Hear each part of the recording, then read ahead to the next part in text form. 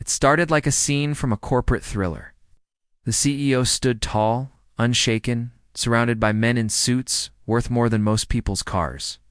She was just an intern, no fancy title, no authority, no voice. But she raised her hand in the middle of a boardroom and pointed at a single line on the quarterly report. One number, one question, one uncomfortable silence. He looked at her, then smiled and said, "You're done here," publicly, brutally, without a second thought. She didn't cry. She didn't even blink. She simply picked up her file, stared into his eyes, and walked out without a word. But that wasn't the end. That was the beginning. Because what he didn't know that day was that firing her wasn't revenge. It was curiosity, and curiosity quickly became obsession. In every power game, the battlefield is never physical. It's psychological. Behind polished desks, handshakes, and press conferences, there's paranoia, ambition, insecurity. This is not a story about romance. It's a story about control. A billionaire CEO who ruled through fear. And an intern who no one remembered till she did the one thing no one else dared. She looked him in the eye and told the truth. What followed wasn't a lawsuit. It wasn't drama on social media. It was something darker, colder, more calculated. A silent war of intellect and strategy, a game of watching, waiting, and outsmarting. This is the story of a man who thought he'd silenced a threat, but unknowingly gave birth to his own undoing, and it all started. She'd never even finished. She was an intern new, quiet, overqualified. The kind of person who watches more than she speaks. For weeks, she noticed numbers that didn't add up. Slush funds, duplicate accounts, overbilled vendors. It didn't look accidental. So, in the middle of a quarterly presentation, she asked, "Why does the same vendor receive double payments? In Q2 and Q4? The room fell silent. Executives exchanged nervous glances. She wasn't supposed to see that. The CEO smiled calmly, walked over to her seat, and said, "You're dismissed." No explanation, no dignity. Just dismissal. The message was loud and clear. Stay silent or disappear. But her eyes didn't flinch. She nodded once, packed her things, and walked out like someone who had just completed a mission. What no one saw was the small recording device still tucked in her pocket. That evening he couldn't sleep.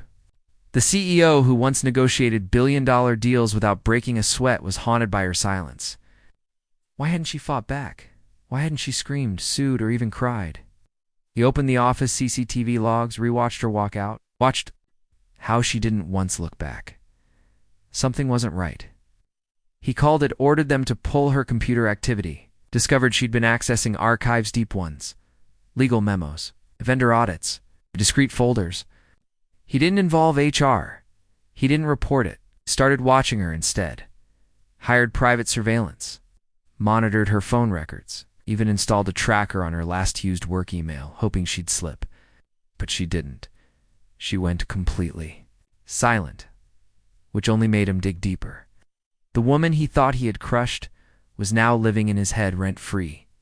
While he watched her, she watched the system. She didn't leak data. She didn't attack him publicly. Instead, she created a blog. Anonymous, encrypted. Each post exposed a hidden flaw inside the company. Shell companies, shadow partners, overstated revenue. The tone was professional. The facts were accurate. But what scared him most was her style. She wasn't ranting. She was dissecting. Like a forensic surgeon calmly cutting through a dead body. Each blog ended with a haunting signature. "I saw you panic when I didn't." The posts went viral in niche financial circles. Journalists started connecting dots. Investors grew. Uneasy, and still, no one knew who was behind it, but he knew. It was driving him insane. Desperate to shut it down, the CEO tried to smoke her out. Anonymous threats were sent to the blog. He baited her with fake investor scandals. Nothing worked. Then, out of nowhere, his own board scheduled a compliance review. She hadn't gone to the media. She'd gone to his enemies. Every blog, post, every record had been sent to the board 6 weeks prior. Her silence wasn't fear. It was patience.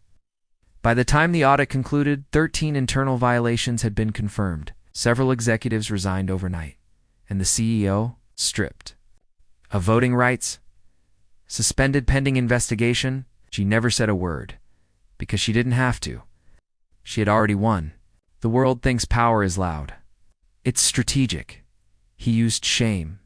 She used silence. He tried to erase her from the room, but she had already mapped the exits and quietly walked toward a door no one else had seen.